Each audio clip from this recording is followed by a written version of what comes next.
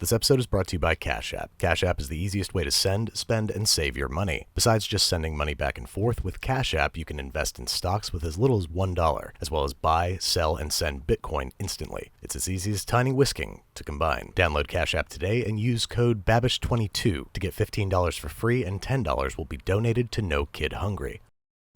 So basically I can make you anything on the menu. No. Or even not on the menu. Really? Mm-hmm. Just name it. Okay. Wow. What about a warm chocolate croissant? Oh, it's my specialty.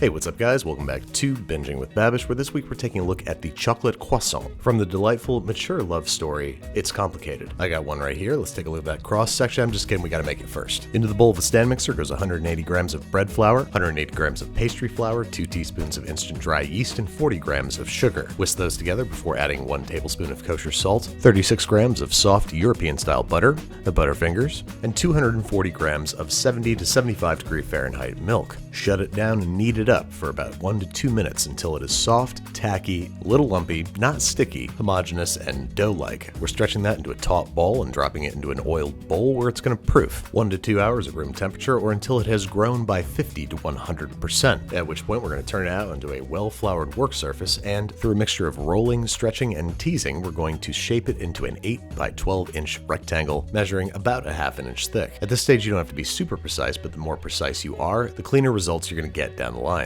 We're covering this guy up in plastic wrap and placing him in the fridge while we make our butter square. I have 226 grams of unsalted European-style butter that I'm going to lightly flour and pound out into whatever can be charitably called a rectangle, and even more charitably be folded in half, before being pounded and rolled out into yet another rectangle, folded in half again, and repeated until the butter is basically flexible enough that it can be folded without too much breakage. Now I want to shape it into a rectangle about half the size of the lean dough that we have hanging out in the fridge. Once that's done, we're wrapping in plastic wrap and fridging for no more than 15 minutes before letting these two get to know each other. We're starting by brushing any excess flour off the lean dough, placing the butter square on one side, closing the whole thing up just like a book, and pinching it shut, not like a book, making sure that there is no avenue from which the butter can escape its doughy tomb, which we're going to do our best to shape into a clean rectangle, which we're going to roll out at first by pressing dimples into the dough, pressing it out gently, and making sure to pop any air bubbles that we come across in our travels, eventually rolling it out to a rectangle about 10 by 16 inches, which we're going to fold into thirds like a pamphlet, trying to keep everything as even and rectangular as possible before wrapping in plastic wrap and popping in the fridge for 30 minutes before rinsing and repeating. Not just once, but twice, wrapping in plastic wrap and refrigerating for 30 minutes between turns. And there you have it, the better part of a day and many joules of energy expended, croissant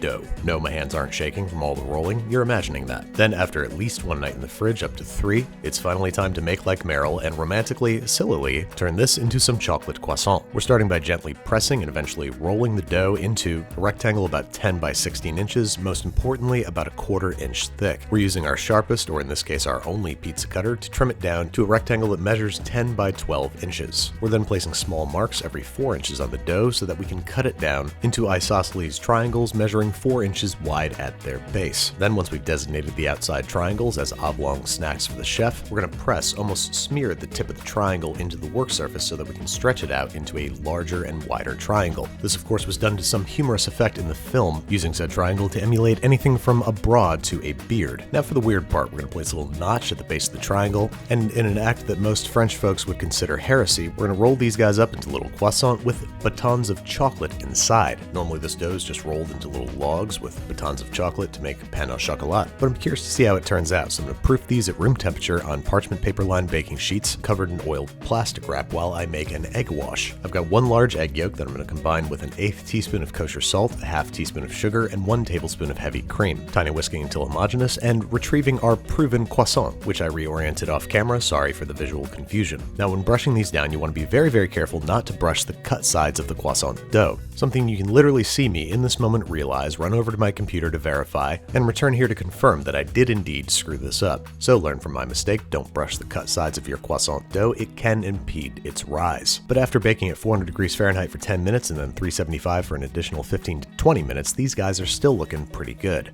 I'm getting them onto a wire rack immediately and letting them cool at least until they're not piping hot. And now, finally, that webby, chocolatey cross-section we've all been waiting for. That's disappointing. Seems as though I have a big old air gap in there, but also that my chocolate has migrated to the outside of the pastry, earning this not a Hollywood handshake, but rather a Paul poke. So I'm going to try this again, this time trimming my croissant dough down to 3 by 6 inch rectangles for the much easier to shape and prepare pain au chocolat. Simply place 2 batons at the end of your pastry, roll it up. Once the dough covers the chocolate, place 2 more in front of the dough and roll it into a log. Give it a little press to make sure that everything stays sealed, rinse and repeat, and there you have it, the much easier pain au chocolat dough orientation, which likewise we're going to cover and proof at room temperature for 1 to 2 hours until grown by about 50%, taking great care not to brush the cut sides of our dough with our egg wash, and same procedure, 400 degrees Fahrenheit for 10 minutes, lower to 375 for an additional 15 to 20, baking until deeply brown and thickest points registering 200 to 210 degrees Fahrenheit. And there you have it, classic pain au chocolat, a more traditional form factor for chocolate and more easier to make than their twirly crescent-shaped cousins. You can see all the buttery, flaky layers exploding into and away from one another, and the interior is delightfully webby and doily-like, of course with double-thick batons of chocolate. So maybe I'll save the croissant for when I'm trying to impress Steve Martin. Thanks again to Cash App for sponsoring today's episode. Don't forget to download Cash App today and use code BABISH22 to get $15 for free, and $10 will be donated to No Kid Hungry.